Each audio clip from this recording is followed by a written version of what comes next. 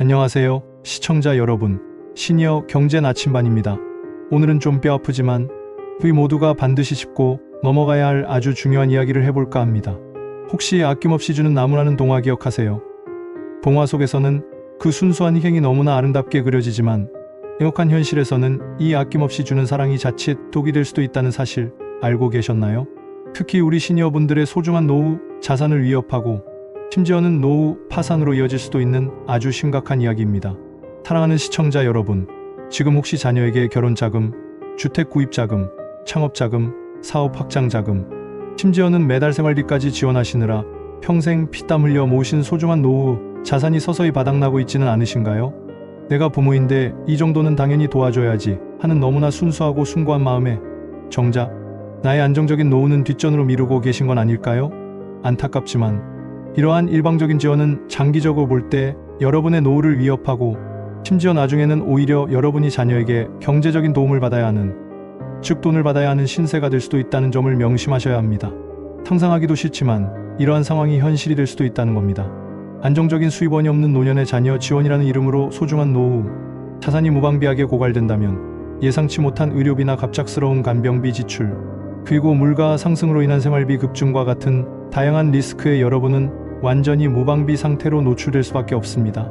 자녀에게 짐이 되기 싫어서라는 그 숭고하고 따뜻한 부모님의 마음이 역설적으로는 나중에 자녀에게 훨씬 더 큰 심리적, 경제적 짐이 되는 비극을 초래할 수도 있다는 점을 꼭 기억해 주세요. 부모님의 희생이 자녀의 어깨를 짓누르는 결과를 낳아서는 안 될 것입니다. 다음으로 여러분의 너무나 소중한 도움이 왜 오히려 자녀에게 짐이 되고 나아가 가족 전체에 부정적인 영향을 미칠 수 있는지 한번 자세히 살펴볼까요? 부모님의 지속적이고 무조건적인 금전 지원은 자녀의 경제적 독립심과 주체적인 문제 해결 능력을 서서히 그리고 아주 은밀하게 갉아먹을 수 있습니다. 자녀들은 점점 부모님께 의존하게 되고 스스로의 힘으로 어려움을 헤쳐나가는 방법을 배우지 못하게 됩니다. 더 나아가 일부 자녀들은 부모님의 노후 자산을 자신들의 당연한 권리인 양 인식하거나 심지어는 부모님의 희생을 당연시하는 매우 위험한 부작용이 나타날 수도 있습니다.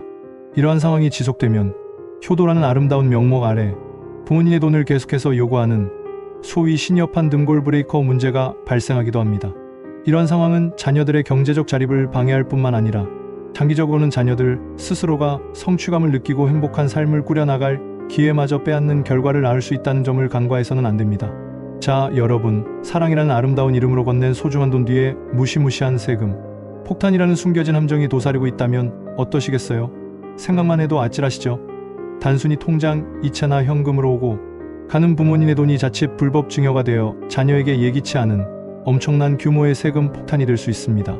적법한 절차와 정부가 정해놓은 증여, 공제 한도를 지키지 않고 증여를 하게 되면 나중에 자녀가 수천만 원은 물론 심지어 수억 원에 달하는 엄청난 증여세를 내야 할 수도 있습니다. 정말 아찔한 상황이죠. 합법적인 생활비 지원이나 교육비 지원 등 비과세 증여 요건에 대해서도 정확히 아는 것이 정말 중요합니다. 모르고 당하면 정말 억울하겠죠. 자, 그럼 여기서 잠시 우리 시니어 여러분들을 위해 2025년 기준 자녀 증여세 면제 한도에 대해 자세히 그리고 아주 쉽게 알아볼까요? 이 정보는 여러분의 소중한 자산을 지키는데 아주 유용한 나침반이 될 겁니다. 증여세는 쉽게 말해 이 금액까지는 세금을 부과하지 않겠다는 정부가 마련한 공제 제도를 통해 면제 한도를 제공한대요. 이 면제 한도는 증여자와 돈을 받는 수증자의 관계에 따라 다르게 적용됩니다. 먼저 가장 큰 한도인 배우자에게 증여할 때는 무려 6억 원까지 세금이 면제됩니다.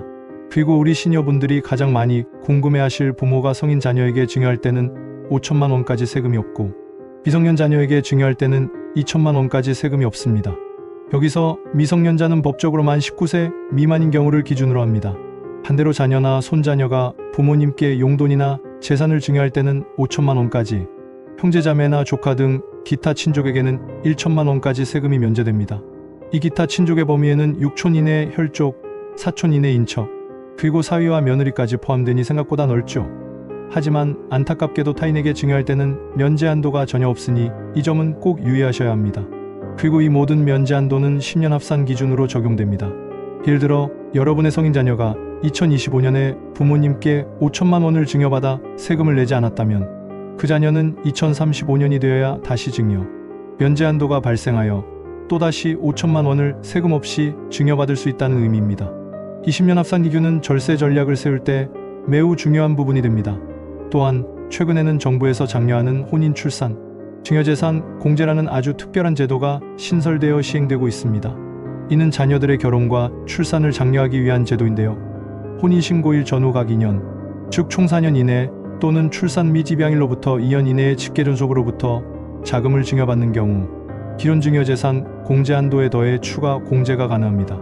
이 제도를 잘 활용하면 기존 5천만 원, 공제에 혼인 출산 공제 1억 원이 추가되어 최대 1억 5천만 원까지 증여세가 면제될 수 있습니다. 다만 이 1억 5천만 원까지의 면제는 10년 이내의 증여, 타실이 없는 경우에 적용된다는 점을 기억해 주십시오. 그리고 중요한 점은 혼인과 출산 증여재산 공제는 중복 적용되지 않는다는 것입니다. 만약 자녀가 혼인으로 인해 1억 원을 공제받았다면 출산 시에는 추가 공제를 받을 수 없다는 의미입니다.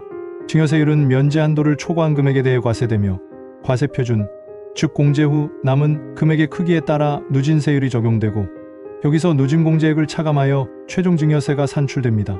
여러분, 한 가지 정말 중요한 점을 알려드립니다. 설령 면제 한도 이하로 증여를 해서 세금을 낼 필요가 없다고 하더라도 반드시 증여세 신고를 하셔야 합니다. 신고하지 않으면 나중에 가산세가 부과될 수 있으니 꼭 기억하고 신고하시길 바랍니다. 2025년에도 증여세 최고 세율은 현행대로 50%가 유지된다고 하니 세금에 대한 지식과 현명한 절세 전략은 선택이 아닌 필수가 되었습니다. 세금 폭탄을 피하고 우리 모두 행복한 노후를 맞이하기 위한 현명한 부모의 사랑 공식을 이제부터 함께 알아보시죠.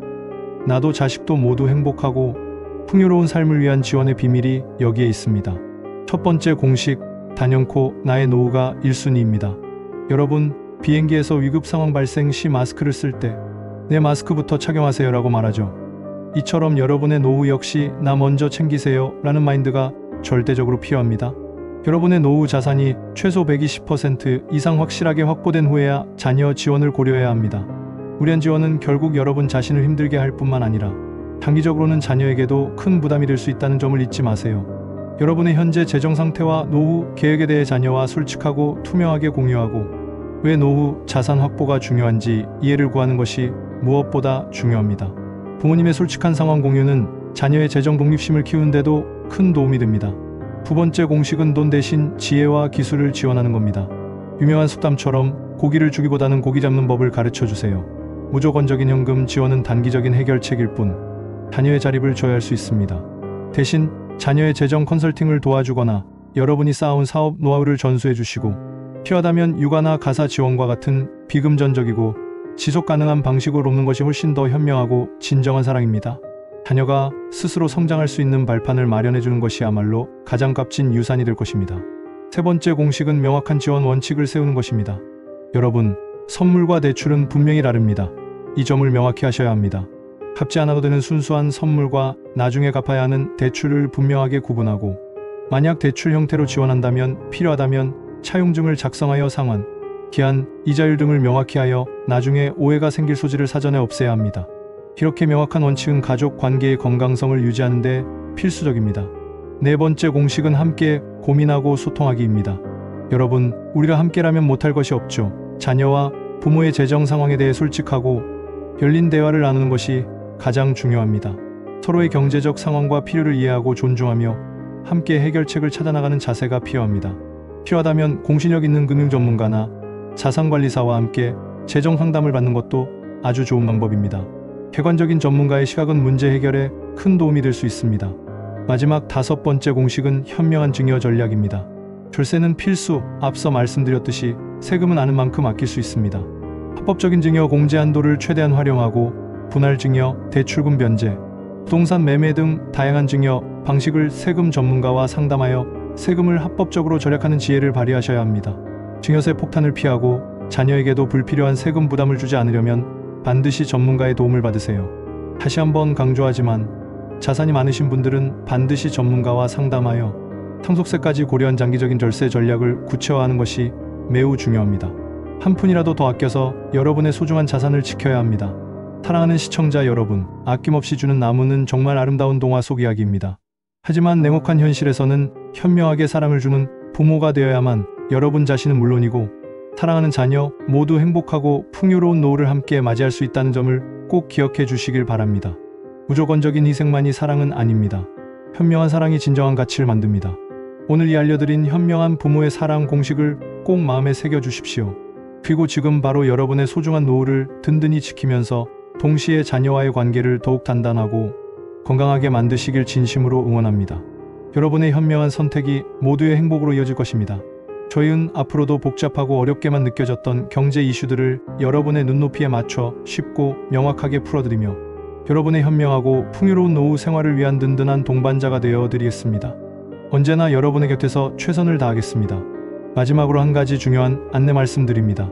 본 영상은 특정 금융상품이나 투자 방식을 추천하는 것이 아니라 일반적인 투자 정보 제공을 목적으로 합니다. 모든 증여 및 재산 관련 결정은 여러분 개개인의 상황에 따라 법적, 세금, 관련 전문가인 세무사나 변호사 등과 반드시 충분한 상담을 거친 후 진행하시기를 강력히 권고드립니다. 여러분의 소중한 재산은 여러분이 지키셔야 합니다. 오늘 영상이 유익하고 도움이 되셨다면 좋아요와 구독, 그리고 따뜻한 댓글과 알림 설정도 잊지 마세요. 앞으로도 경제에 도움이 되는 유익한 정보, 삶에 힘이 되는 정보들을 많이 받아가세요. 늘 현명하고 풍요로운 하루 보내시길 바랍니다. 여러분의 행복한 노후를 응원합니다.